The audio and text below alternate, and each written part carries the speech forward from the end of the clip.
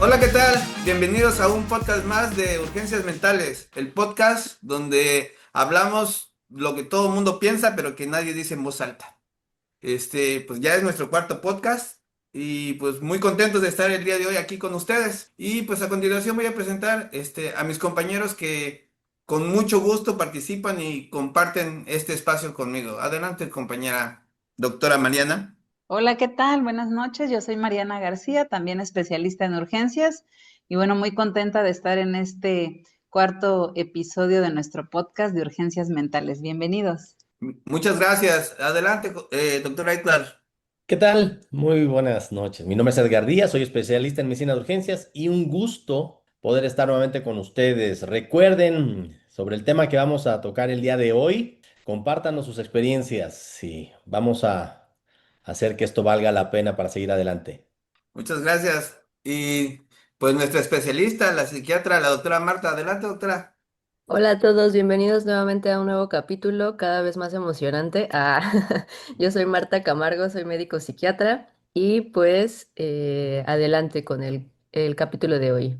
Panel de especialistas que tenemos para este podcast. No sé si lo sepan, pero estamos distribuidos del norte a sur, ¿no? La doctora Marta Camargo está en Baja California Sur. El doctor Edgar está en la Ciudad de México.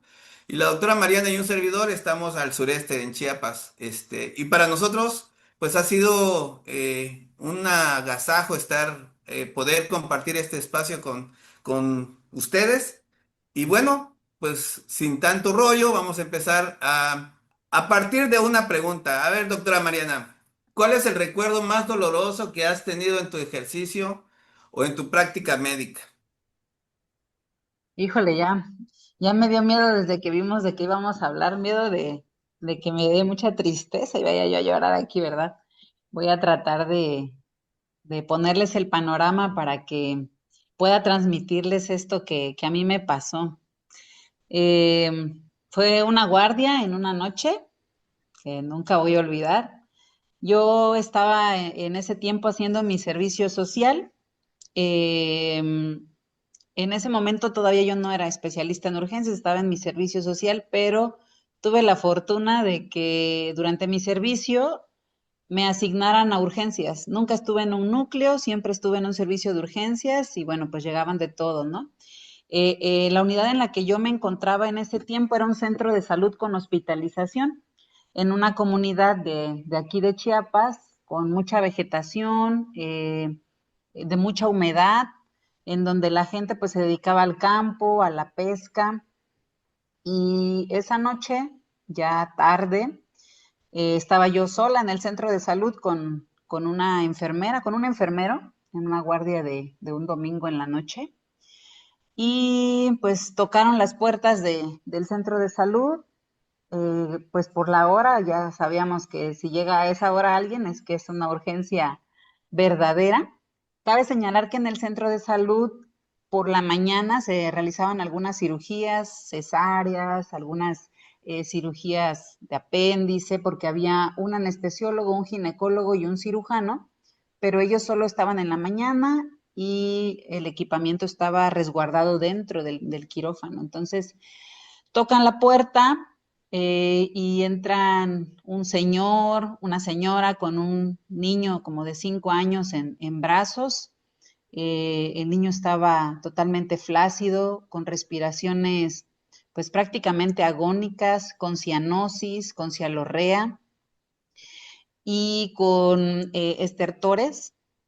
Lo acostaron, pregunté qué había pasado y me dijeron que el papá pues estaba en una casa cerca del río y que se fue a pescar de noche. Era algo que hacían con cierta frecuencia en esa comunidad y el niño, su hijo, pues lo acompañó. Entonces, mientras estaban ahí pescando, el niño se quejó de que algo lo había picado o mordido en la piernita y pues era una localidad donde había como una presa, entonces al niño lo tienen que trasladar en lancha, hacer varios movimientos para llegar hasta el centro de salud. La cuestión es que cuando el niño llegó, pues llegó en esa condición crítica. Yo recuerdo que había pues tomado ya en el servicio un curso de RCP básico, un curso de RCP avanzado, y pues en ese momento yo no tenía bolsa, válvula, mascarilla, no tenía un carro de paro, no tenía adrenalina, y lo único que tenía pues eran mis manos, ¿no? No tenía ni siquiera un ambú, una bolsa, válvula, mascarilla, y mi desesperación de ver al niño así, pues prácticamente estaba en paro, chequé pulso, no tenía pulso, inicié compresiones, y en mi desesperación me puse doble cubreboca y ventilé al niño boca a boca, le di RCP, el niño recuperó el pulso, eh, pero pues obviamente sin otros medicamentos, sin algún antídoto, digo, en ese momento yo no tenía claro qué era, solo sabía que era un animal de ponzoña. Con el tiempo entendí que probablemente debió tratarse de alguna serpiente neurotóxica, probablemente pues por la zona, coralillo o algo así. Y pasé con ese niño 3 eventos de paros, o sea, lo saqué del paro 3 veces solo con RCP y ventilaciones boca a boca.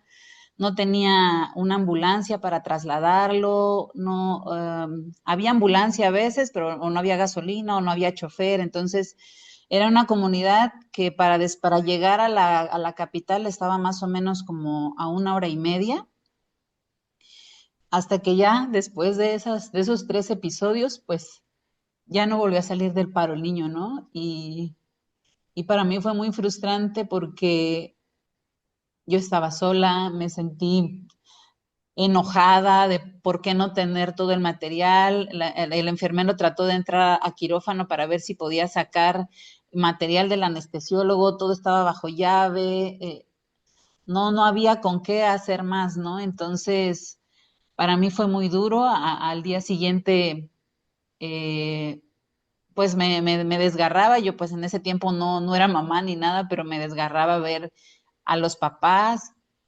Para acabarla de amolar, al día siguiente me enteré pues que el niño era hijo único. Yo al otro día no quería dar consulta, estuve encerrada porque yo tenía un cuartito ahí en el centro de salud en donde guardaba mis cosas y me quedaba cuando no hacía guardia. Y al otro día yo no quería dar consultas, no quería nada, llegó el director a hablar conmigo y yo pues en cierta forma le reclamé que cómo era posible que esa parte de ese equipo que era de atención vital quedara resguardado bajo llave y que no pudiera haber hecho más. Entonces, sobre todo porque al yo ver que el niño salía del paro, pensaba que si hubiera habido más cosas, pues ese niño yo pienso que se pudo haber salvado, ¿no? Entonces fue para mí muy frustrante, muy triste y fue algo que me marcó, y que bueno, con el paso del tiempo fue también una motivación para estudiar urgencias, para capacitarme, para ser una persona que gestiona cuando no hay algo. Y bueno, pues esa fue la enseñanza que me dejó, pero sí, pues fue muy doloroso y pues fue el primer paciente que falleció bajo mi responsabilidad directa porque no tenía yo un adscrito ni nadie más, ¿no? Entonces, pues esa es la experiencia que yo puedo compartir.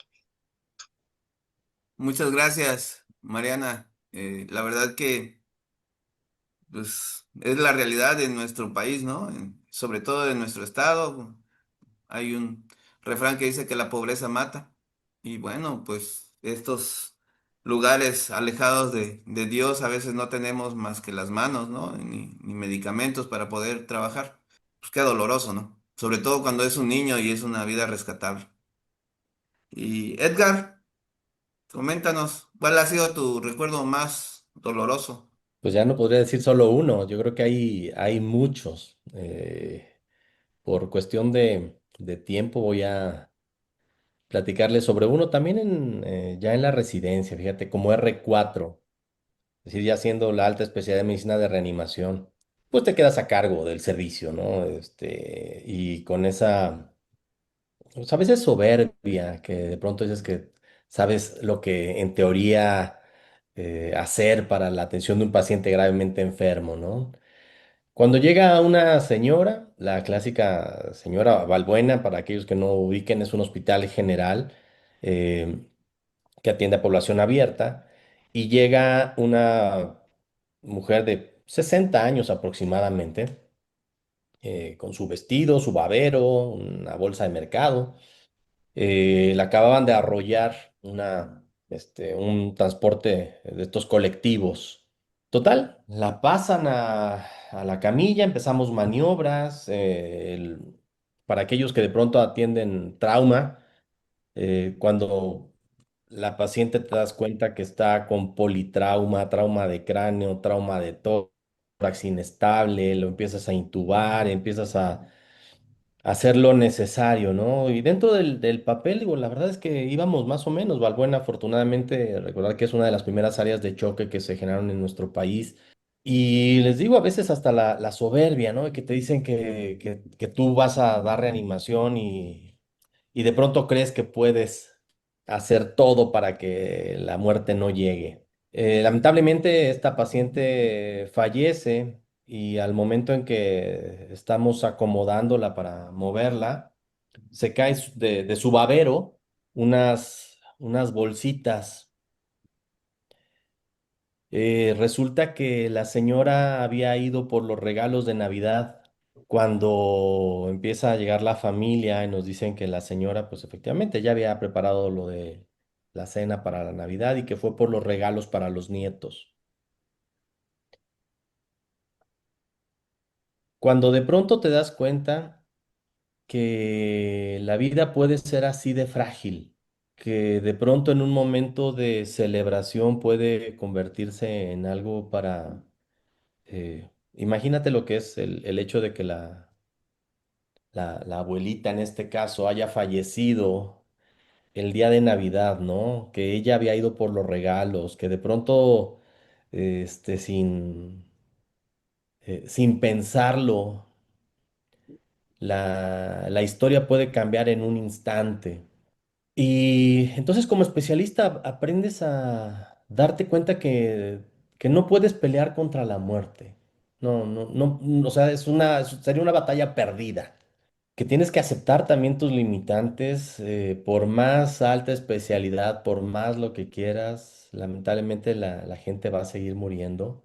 Y la oportunidad de dar gracias, porque de verdad que fue un evento que a mí me pegó mucho cuando vi que esta señora había salido simplemente para comprarle los regalitos a los nietos y que se iba a transformar la historia de esa familia, ¿no? Y que tú, como médico, de pronto, finalmente también tienes que aceptar tus limitaciones, darte cuenta, por supuesto, que estamos haciendo nuestro mejor esfuerzo y así como comentaba la doctora, esa impotencia, ¿no? El de no poder hacer más, en este caso, incluso con los recursos, ¿eh? El aceptar la muerte como parte de la vida te hace valorar cada instante, ¿sí? Y es algo que debemos tener presente cada uno de nosotros. Motivos para reflexionar, y saber que también somos humanos, que podemos, ofrecer una atención hasta cierto momento, pero también saber que nos puede afectar y que puede convertirse en un recuerdo como ahorita, ¿no? Doloroso, pero que dependerá también de nosotros en convertirlo en una reflexión ante lo que estamos haciendo día a día, tanto para los demás, es decir, nuestros pacientes, tomar en cuenta que ya hemos platicado, a veces para nosotros puede ser solo un día de trabajo, pero para otros puede ser el último día de su vida o el último día que vean a un ser querido. Y debemos reflexionar sobre lo que esto implica para nosotros, pero también para los pacientes y su familia. Pues con eso. Pues muchas gracias, Edgar. Mucha razón, ¿no? Normalizamos las actividades rutinarias sin darnos cuenta de que cada día es un regalo, ¿no? Y ahí el nombre presente. Martita. Pues yo pensé mucho sobre, ahorita escuchándolos, tratando de decidir qué paciente o qué situación, porque como bien dice el doctor Edgar, hay un montón de situaciones que uno va acumulando a lo largo de los años. más en este tipo de trabajos desde que somos estudiantes, ¿no? Sin embargo, creo que a mí lo que más me ha pegado de forma personal em, y que me sigue doliendo muchísimo es el abandono de mi especialidad en nuestro país y cómo mis compañeros y otros médicos permitimos lo que está pasando en la actualidad, que es el cierre silencioso de los hospitales psiquiátricos, que quiere decir que ya no hay servicios de urgencias psiquiátricas en el país. Ustedes saben que hace algunos años, en el sexenio anterior, pues se hizo un cambio de ley donde se cerraban los hospitales psiquiátricos y pues en salud, ¿qué es lo que va más abajo? La salud mental. Entonces, digo cierre silencioso porque a pesar de que hubo muchas noticias, hubo tanto escritas como entrevistas, em, nadie de nosotros dijo nada. ¿Por qué? Porque no es como que dramáticamente vayan a cerrar y pum, se sacan los pacientes y ya, no, sino que simplemente se recorta presupuesto, como se recorta el agua y esperamos a que se seque.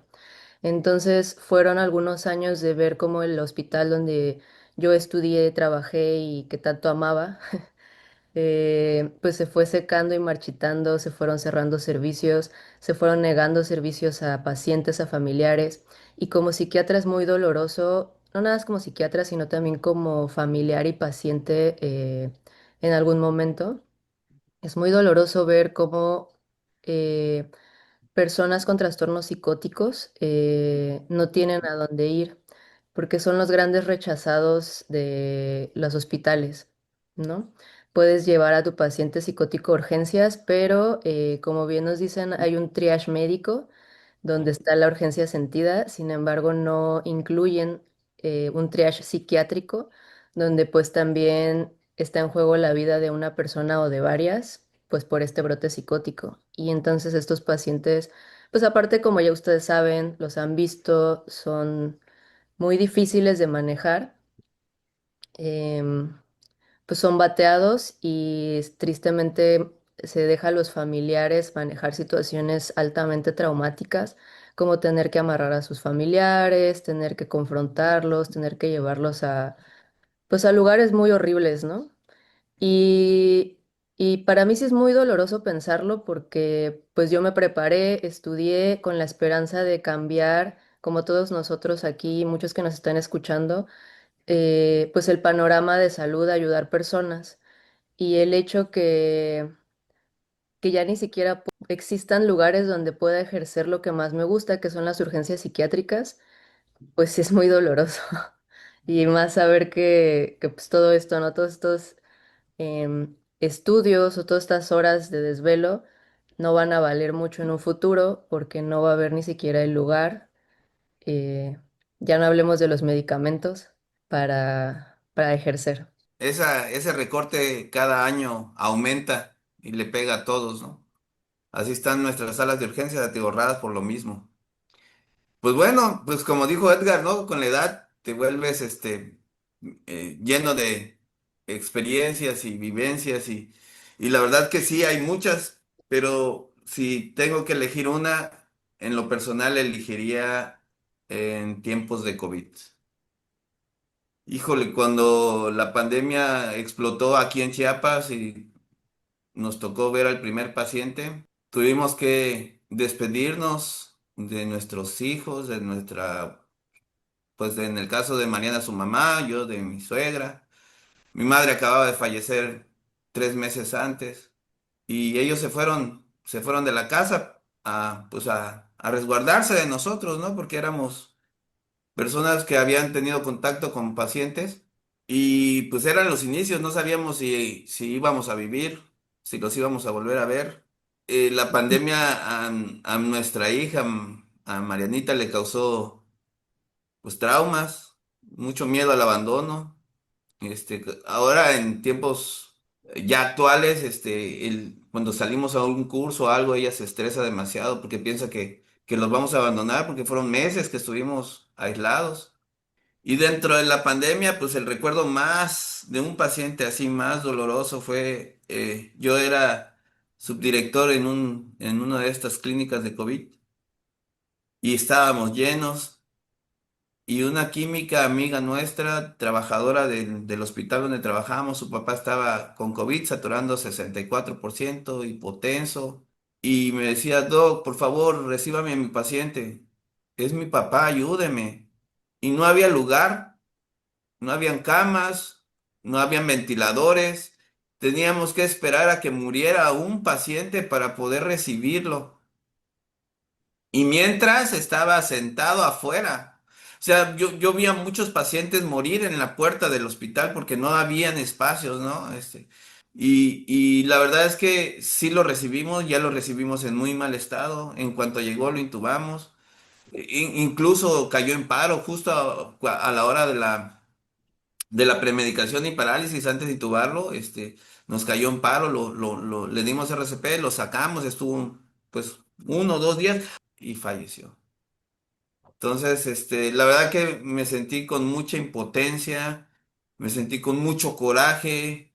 eh, ¿Cuántas veces no, tuvimos que hacer triage y tomar decisiones que realmente yo siento que a la fecha aún me pesan porque, pues, esas decisiones involucraban que personas no entraran a la clínica porque no habían espacios y fallecieran, ¿no? Y la verdad es que fue muy difícil. Nosotros compramos un celular para tenerlo adentro y recuerdo pues antes de intubarse, estos pacientes que estaban como ya muy cansados, las despedidas, diciéndoles que se cuidaran, que iban a estar bien, te dejo dinero en tal lado y saber que nunca más iban a volver a a ver a su familiar, ¿no? Que cuando fallecían ni siquiera les entregaban el cuerpo y que se tenían que ir a cremar y que ni siquiera sabían, o sea, nosotros compramos ese celular para que por lo menos supieran que estaban bien adentro, porque ni siquiera los dejaban ver, ¿no? Entonces, creo que ese tiempo solos, encerrados, sin ver a nadie, teniendo miedo de que infectarte y ser tú el siguiente intubado y no salir, ¿no? No vivir. Entonces yo creo que ese fue como el evento más fuerte, ¿no? Para mí. Es importante, yo creo que así como este panel de especialistas compartimos, tú que nos estás viendo compartas, no estás solo y como verás, a veces somos diferentes actores pero en mismos escenarios, ¿no? Todos hemos tenido que tomar una decisión y que tú te preguntas, pues sobre la presencia de Dios y la naturaleza del ser humano, porque es así, ¿no? Entonces, no sé, Martita, si quieras cerrar con algún comentario. Claro, Doc, aquí me voy a alargar un poco, pero es que hay mucha tela de dónde cortar para nuestra salud mental y emocional. Y creo que queda más que claro que el paciente, o muchas veces el paciente y su familia, no solamente son los únicos que quedan marcados, sino que también el personal de salud somos los que quedamos casi tatuados por la experiencia de nuestro trabajo. Y creo que hay varios puntos que tocar. Primero quiero hablar sobre el duelo y las pérdidas.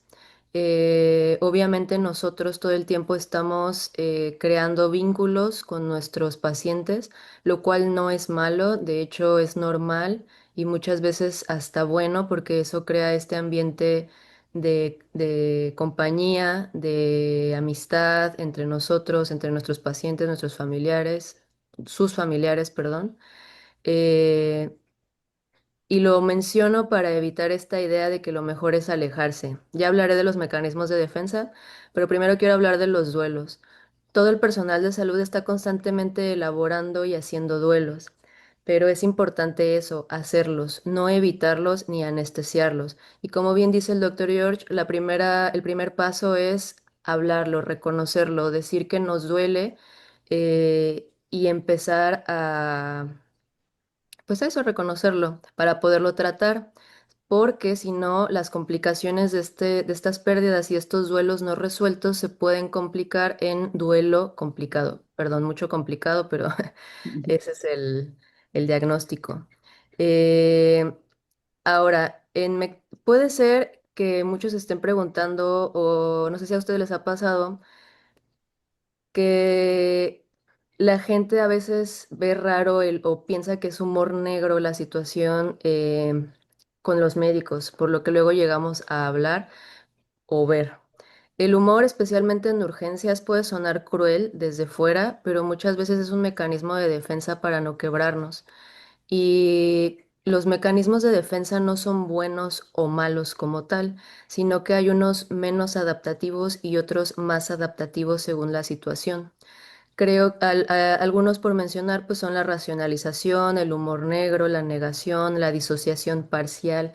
¿A qué me refiero con disociación parcial? Momentos en los que trato como de bloquear todas mis emociones, mis sentimientos y quedarme solo con qué hacer en este momento. Eso es algo muy común porque como médicos de urgencias pues tienen que resolver o se tiene que resolver una situación y por lo tanto se queda en pausa las emociones. No creo que esté mal, pero lo que debemos de hacer es trabajarlas después, ¿no? Como bien estamos haciendo ahorita, buscar espacios donde podamos hablar de eso, de lo que pasó. En algún podcast yo mencioné que era buena idea al terminar el turno pensar en lo que nos dejó los pacientes. Lo que nos dejaron los pacientes. No me refería a algo como mi paciente favorito, no, sino si hubo una situación que me dolió mucho, que no me gustó o que se me quedó en el pensamiento de forma repetitiva, pues tratar de averiguar por qué es repetitivo o qué fue de lo que esa situación pude cambiar o lo que no se pudo haber cambiado. Em, y como bueno, les decía, los mecanismos de defensa no son buenos o malos, sino son formas en las que la mente o el aparato psíquico busca protegernos, pero cuando estamos en constante pérdida, en constante duelo, podemos generar distancia excesiva y burnout. Por eso hay que tener muy en cuenta esto de los mecanismos de defensa, identificar los nuestros, aprender cuáles son las formas más sanas o los más adaptativos que podemos tener, o aprender mecanismos de defensa más adaptativos o saludables, y evitar anestesiar nuestras emociones o nuestro dolor. El dolor psicológico tiene que ser sentido, porque si no lo sentimos se va a transformar en un dolor físico. También creo que muchas de las anécdotas que tenemos hablan de algo que se llama trauma vicario y carga emocional. Esto es una exposición repetida a perdón, a un sufrimiento extremo y cómo esto impacta en la mente del médico. Algo clave que, como bien nos comentó el doctor George, la mayoría de nosotros tuvimos que pasar en la pandemia, ya que fuimos pues la primera línea de defensa, como tanto se nos hablaba. Incluso el trauma empieza desde eso, ¿no? Yo recuerdo claramente cómo entró el ejército a zona de hospitales en esa época y cómo en lugar de hablar de términos profesionales médicos, empezamos a utilizar términos de guerra como primera línea.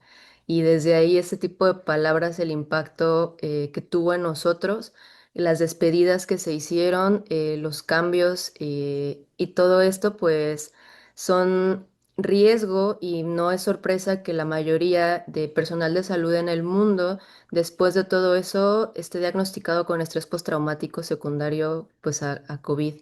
La invitación es que si ustedes notan que después de esa experiencia, después de esa etapa tan oscura de la historia de la humanidad, eh, presentaron algún cambio en su conducta, sus emociones, sus pensamientos, pues vayan a recibir atención o hablen, ¿no? Como dicen, como decimos, hay muchas formas. Parte de por qué nos tocan tanto los pacientes es por los fenómenos llamados identificación y contratransferencia. Son pacientes que nos tocan algo personal como en nuestra historia, ¿no? Como personas, no tanto como médicos. Alguien con la misma edad que nosotros, que nuestros hijos, que nuestros hermanos, nuestra familia, alguien que nos recuerda a un familiar o alguna situación que hable de nosotros. Y esa identificación, pues, puede generar un sobreinvolucramiento o incluso un rechazo. Y esto es importante porque pues también habla de nuestra calidad en atención, pero creo que podemos hablar de eso en otro capítulo. Algo que también me llama mucho la atención es que se habló de culpa y responsabilidad en todas estas anécdotas. Sentimientos de haber hecho muy poco o no lo suficiente o cosas que pudimos haber hecho para evitar cierto desenlace. Esto pues dificulta aceptar la incertidumbre y nuestro rol como médicos, porque como bien comentamos hoy, aprendemos, algunos acorta o algunos no lo han hecho o a la larga historia de sus carreras, que la muerte no es nuestro enemigo y lo que nosotros buscamos no es evitar la muerte. La muerte es un fenómeno natural y es algo que todos vamos a pasar. Como bien dicen, muerte y hacienda. Es lo único seguro que tenemos en esta vida, ¿no? Eh, y por lo tanto aceptar nuestros límites como seres humanos y entender que lo mejor que nos podemos llevar en nuestro ejercicio es esto, los vínculos y experiencias que hicimos y construimos con estas personas, porque les aseguro que así como nosotros tenemos estos pacientes que nos marcaron, ustedes también tienen personas a las que marcaron, tanto para bien como para mal. Y creo que ayuda mucho pensar en esas personas que están el día de hoy recordándonos con amor, con bondad, con agradecimiento por nuestro trabajo, nuestros desvelos, nuestros estudios y ese esfuerzo, a veces extra, que muchos, como ya bien nos estuvimos platicando el día de hoy, marcan la diferencia para estas personas.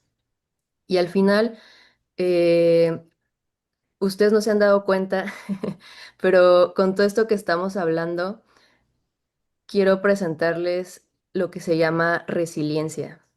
La resiliencia es esta hermosa capacidad que tenemos las personas o los seres humanos de doblarse y no rompernos, de encontrar la capacidad de adaptarnos positivamente frente a la adversidad. Y en medicina esto no significa aguantar todo sin llorar o sin sentirnos mal, sino lograr transformar experiencias dolorosas en aprendizaje que nos fortalecen como profesionales y como personas. Mi gran maestro, el doctor Rafael Salín, por ahí cuando era estudiante me dijo que no era, que no estaba tan padre estudiar de repente sola o enfocarnos solamente como neurociencias a los cerebros enfermos, sino que en algún punto teníamos que enfocarnos en los cerebros sanos. Por ejemplo, ¿qué tienen estas personas como Víctor Frank, que escribió el famosísimo libro El hombre en busca de sentido? Que después de vivir algo tan horrible, tan catastrófico como puede ser el Holocausto, salió adelante. ¿Cómo fue que él desarrolló resiliencia? ¿Qué pasó que en su cerebro, en su cuerpo, en su ambiente, que él logró desarrollar tanto esta capacidad? Y, y bueno, de lo que sabemos es que para empezarla tenemos que reconocer la emoción. Dos, lo que acabamos de hacer, narrar y compartir. Conectar con el propósito, recordar por qué hacemos lo que hacemos y a quién queremos ayudar. Flexibilidad. Como les dije, lo rígido se rompe, lo flexible se dobla. Entonces, esto no solamente aplica con el cuerpo, sino también con la mente y nuestra forma de resolver problemas y aceptar la realidad. Aceptar que no tenemos control total, pero sí capacidad para responder con creatividad. Y muy importante, el autocuidado activo. Cuidar. ¿Quién cuida al que cuida? Nosotros. Tener el descanso, que es muy importante, el apoyo social, la terapia, si está a nuestro alcance, y los hobbies. Sin eso, la resiliencia pues solamente se erosiona. Y por último, ya para callarme y dejarle el micrófono a todo el panel, es que también reconozcamos que muchas de este dolor que tenemos por nuestros pacientes y más escuchándolos sus testimonios, es la amplificación de este dolor por los límites estructurales que enfrentamos. Ya hemos hablado un poco de violencia en los capítulos anteriores, y recordemos que la violencia se perpetúa por la estructura. Y la impotencia médica en muchos casos duelen porque no sepamos qué hacer, o sea, no porque no sepamos qué hacer, como bien nos comentó la doctora Mariana, sino porque el sistema no nos da las herramientas que tenemos, que necesitamos o el tiempo. Igual como lo que pasó en COVID, ¿no? Se dijeron muchas cosas y los únicos que teníamos que podíamos responder pues ni siquiera las veíamos. Esta carga invisible que el sistema nos pone, porque el médico no solo atiende al paciente y a su familia, sino que cargamos con las frustraciones derivadas de carencias hospitalarias. Por ejemplo, en psiquiatría, como yo les comentaba, tanto que ya van a desaparecer y ya no va a haber lugares para pacientes graves con trastornos psiquiátricos. La burocracia, las notas, ¿no? Muchas veces ese tipo de situaciones nos quitan tiempo preciado para poder estar con con nuestros pacientes y por supuesto la falta de personal. Esto crea una cierta soledad profesional y muchas instituciones desafortunadamente carecen de espacios para procesar todo lo vivido, lo que lleva a que cada quien se defienda como puede. Y por eso creo que es tan valioso ese espacio que estamos creando y ojalá ustedes que nos están escuchando les pueda servir todo esto que estamos creando, porque gracias a, pues a estas limitaciones que tenemos, tratamos de ser más creativos y ayudarnos entre nosotros como colegas, eh, pues para cambiar la medicina mexicana. Entonces, creo que cuando hablamos de pacientes que nos marcan, casi siempre es una mezcla de dolor e impotencia. Repito, no porque no supiéramos qué hacer, sino porque las condiciones estructurales no nos los permitieron. Como bien dijo el doctor George, la pobreza mata. Y ese duelo silencioso, el duelo de sabernos limitados por un sistema que no siempre sostiene a los pacientes y a los médicos, es muy fuerte. Y creo que ahí es donde entra la resiliencia, pero no como ese mito de que somos invulnerables y somos dioses del Olimpo, no, sino como una forma activa de cuidarnos y de transformar la impotencia en algo que nos sostenga, en crear comunidad médica, cultivar la resiliencia reconociendo lo que sentimos, compartiéndolo con colegas, buscando apoyo, recordando nuestro propósito, por qué decidimos estudiar lo que estudiamos y estar donde estamos, y aceptar que no podemos con todo, pero sí podemos acompañarnos. Y ya, es todo. Pues muchas gracias, Martita. Mariana, ¿algo que quieras comentar para el cierre? Pues la verdad es que a mí me encanta escuchar siempre todo lo que Marta nos dice y cómo este podcast, eh, pues creo que es muy importante porque genera inquietud por la salud mental, em, reconocer que los médicos pues no somos de hierro, que empatizamos con nuestros pacientes, con sus familiares y que detrás de cada historia dolorosa que podamos vivir con nuestros pacientes, podamos encontrar una motivación para ser mejor, podamos encontrarle un lado positivo a cualquier cosa dolorosa, terrible, frustrante que nos suceda en nuestra práctica médica diaria. Muchas gracias. Muchas gracias, Mariana. Doctor Edgar. Ay, voy a tratar de ser breve, pero sí, este tema creo que nos deja mucho para reflexionar. Por un lado, la resiliencia. Recordar que no sobrevive el más fuerte, sobrevive el que se adapta. Entonces tenemos que generarla. Como especialistas en medicina de urgencias, pues no luchamos contra la muerte, ¿no? Es una batalla perdida. Nosotros trabajamos por mejorar el pronóstico del paciente, por mejorar la calidad de vida del paciente y su familia. Es ahí donde nos debemos enfocar y dar de nuestro mejor esfuerzo, insisto, tratando a los demás como quisiéramos que trataran a la persona que más amamos. Incluso si esto implica el favorecer una muerte digna, porque también es válido. Y por último, podemos no tener hospitales, ¿eh? Martita, y esto es una realidad, efectivamente. Podemos no tener hospitales, podemos no tener antídotos, Mariana. Podemos no tener recursos, podemos no tener bolsa, válvula, mascarilla, podemos no tener nada, pero jamás debemos permitir o de verdad por lo que debemos luchar es por mantener el humanismo. Podemos perder todo menos eso, porque en ese momento ya perdimos todo. Entonces habrá que reflexionar sobre lo que estamos haciendo y tomar en cuenta que esto que hacemos es algo que amamos y no tiene por qué convertirse en nuestro sueño en pesadilla. Muchas gracias, Edgar. Pues ya para terminar y para cerrar, mucha información, la verdad, vamos a tener que llevar pues un tiempo para procesarla, ¿no? Trauma vicario, trauma de contratransferencia, pues todos los mecanismos de defensa. Podcast es un conocimiento más, ¿no? Y invitar a la gente que nos escucha, de verdad comparte, porque hay un médico que siente.